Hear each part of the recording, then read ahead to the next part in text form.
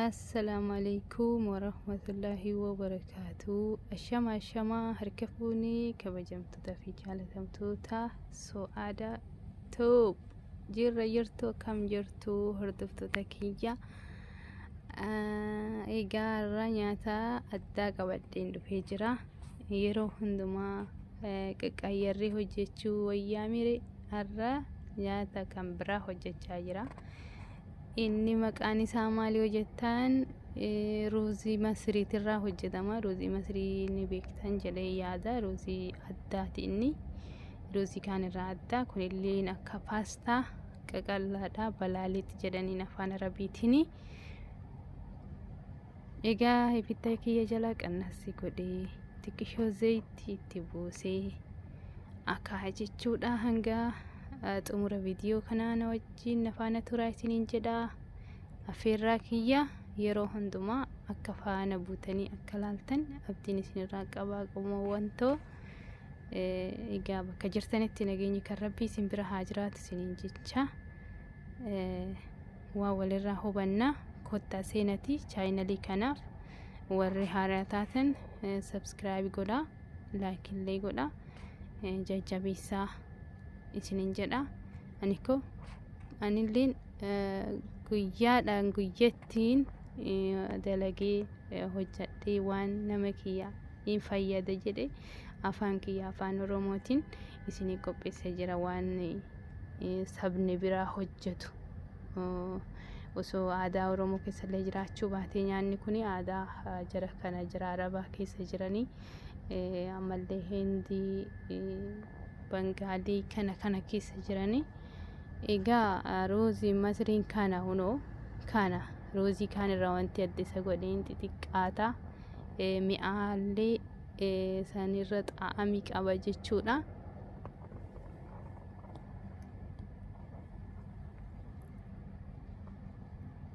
Egaa bishaanii amma kasitti naqachaa jiru erga waliin dha'ee balaallixichi kiyya mootuu balaallitti jedhaniin akka paastaa gagal'ootan akka maal jedhamaan sila ani maqaa isaa kanumaan beeka kadhiifa manaa godha hin beeku maqaa isaatii maqaan isaa kanumaan biratti hunoo amma meeksii tahee jira. Walitti nu gizee waliin dhoofnu adii fi gurraachi kunoo wal bareechisanii jiran jechuudha. Hanga xumura viidiyoo laaltanii akka itti bilchaatee inni bahuu waan inni wajjin qophaa'aa jiru ni hubattanii. Egaa asitti qimama itti naqee heelii itti naqee maajii kanallee gimmaasha keessa buuse kunuun gubbarraan keessa buusee jira. Amma jara kana waliin itti dha'a jechuudha. Maaliif jarri kuni hafuura isaanii ni urgaa, dhamti isaanii ni mi'aawaa, ni bareechisa jechuudha. Hedduu ani akkatti hojjedha. Isinis akka itti hojjettan ni beektanii. Kunoo namni wal adda walirraa adda beekan hunoo akkanatti bifa kanaan bilcheessee jira. Ruuzii masrii kusharii jedhee yaamama. Kushariin sun immoo sugo wajjii hojjetama. Har'aan immoo ruuzii masrii dijaaj mashwaay wajjin hojjetaa jira jechuu. Lukkuu kan furnatti daabboo furnatti naqamee hojjetame jechuudha. Qimamaa fi qimamiin tolee isaa wajji qophaayaa jechuudha. Xumura irratti hin agartanii. Egaa bifa kana nama itti qadaadaa huno bishaanis dafeeti fixata. Bishaanis itti guddisuun qabnu laala asirratti mutu wanti beekuu qabdanii bishaan isaa qiyaasan xiqqisha itti godhuu qabna. Kunaamu kun saxxiidha.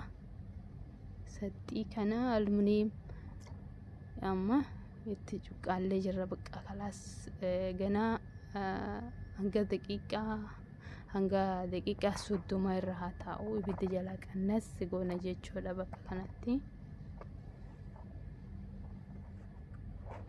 ibidda jala qannas goona. Tolee amma hojii kiyya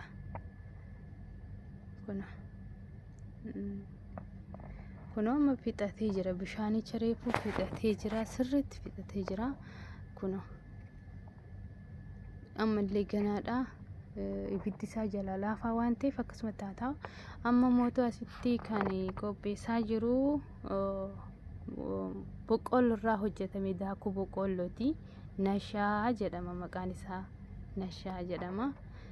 Afaan Arabiitti nashaa jedhanii yaamu. Amma isa kana maankaa tokko nan fudhadha hanga qiyaasatti. Hanga qiyaasa shunkurtiin kiyya xiqqishoo waan ta'eef shunkurtii qaqal'isee muree kunoo daakuu kana irra firfirsa jechuudha. Soogiddas xiqqishoo itti godha jechuudha. Taa'amni baasu soogidda duratti itti godhe viidiyoo duratti. Kunoo bifa kanaan akkatti waliin hasha'ee waliin makee jechuudha.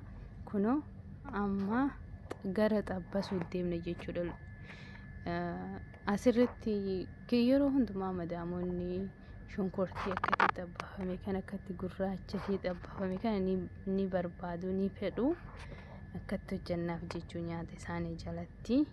Egaa zayitii kana isumattiin hojjechuuf kalilleetti hojjedhe har'alleetti hojjedhe jechuudha.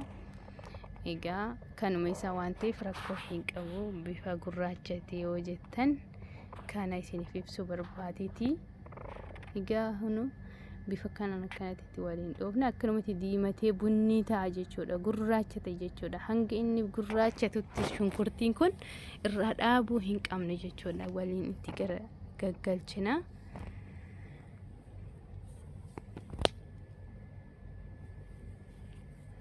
Egaa kaasitti mootuu kanaan qopheessee jiru kuduraadha.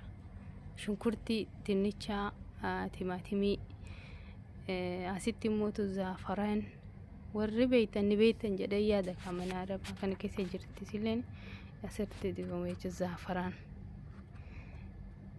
Egaa asitti qullubbii naqadhee qimamaaf qimamitti naqee lukkuudha kuni lukkuudha qimamaaf qimamitti naqee amasitti mootuu maankaa takka itti godha jechuudha.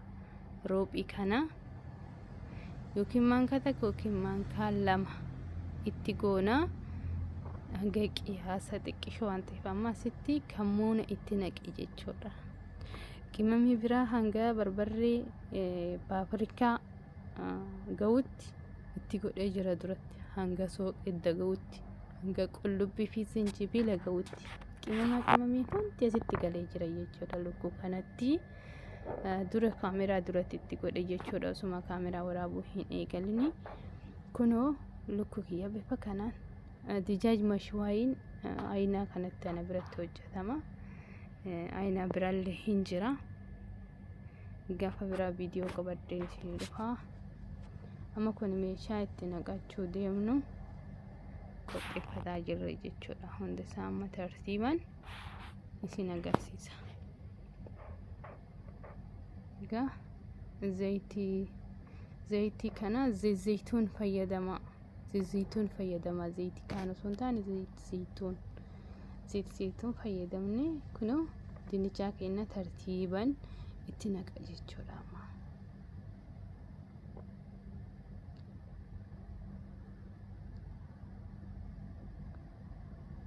Egaa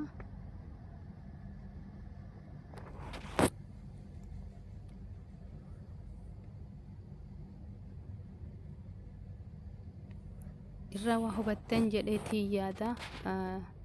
Yoo viidiyoon isinitti dheeratillee faana bu'aa daawwadhaa.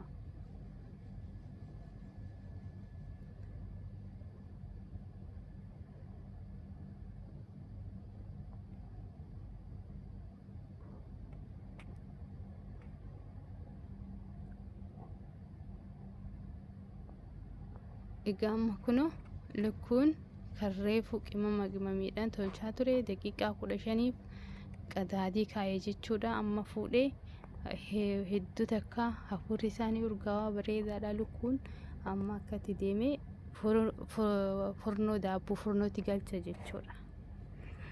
Amma maaltu naafe amma zaafaraan isii tana diba. Isiin tuni qalamii qabdii hafuurri isii bareedaadha hin urgoofti. Isii kana itti haxaawa jechuudha. Maaliif itti haxaawa? bakka boodaaf caalalaqee bareeda jechuudhaaf gubbaan isaa kun ni bareeda ni diimata akkasitti.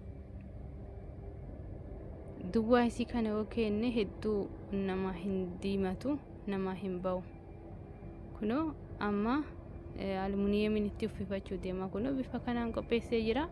Amma furnootti galchuu qofaan naafee furnoo yookaan daqiiqaa 40 yookaan daqiiqaa 30 akka isin irraa jala isaa itti bantanitti akka isinitti amma kun 250 irratti jechuudha. 250 irratti hedduu haraaraan isaa owwaadha jechuudha. Jalaa fi gubbaan ibidda bareechise itti qabsiisa jechuudha. Amma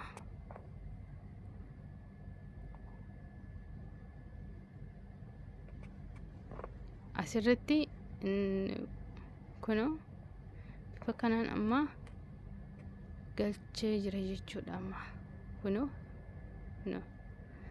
akkasii amma hanga inni naaf tolu kunoo jara kanallee asiin hojjetadhe asiin baafadha jechuudha. Amma keessaa baasuu ga'ee amma argitanii shunkurtii reefu adii ture amma kunoo bunni tahee magaalatee diimate jechuudha. Amma baasuuf qophiirra jirra. Amma zayitii keessaa baasna xiqqishoosii waraqata zayitaa hin jiraamire waraqata zayitaa saanii gubbarra kaayannee gubbarratti baasna jechuudha. Zayitiin kun keessaa gadi bu'u jechuudha. Dhiifama. Egaa asitti hunoo ruuzii fi salaaxaan kiyyallee bifa kanaan qophaa'ee jira. Kunoo ruuzillee bifa kanaan ni jira. Hunoo yoo bahu ruuzichi akkana jira jechuudha. Amma hunoo shunkurtii akaayaa turre akkatti gubbarra firfirsina jechuudha. Shunkurtii akaayaa turre akkana gubbarratti firfirsina. Maaliif xaamii qabdi ni urgoofti bareeda nyaata bareedaadha. Egaa guyyaa guyyaan cheenchi goone hojjechuun baay'ee barbaachisaa akkuma ta'etti. Egaa ani ajajaan hojjedha waan ta'eef kanaaf ani hedduu jaaladha nyaata qayyaree guyyaa guyyaan hojjechuu baay'een jaaladha. Kanaaf hordoftoota kiyyallee waan fi kiyya jaaladha. Kunoo lukkichillee bifa kanaan diimatee bahee jira. Amma nyaachuu qofatu isaan hafee. Kunoo egaa jajjabaadhaa isiniin jedha. Warri na faana buutanii subscribe na gootanii na jajjabeessitanii galatooma isiniin jecha. Kunoo anilleen Suwaadaatu yeroo hundumaa akkuma waadaa isin seente viidiyoo qabattee dhufti. Galatooma isiniin jedha. Bye bye.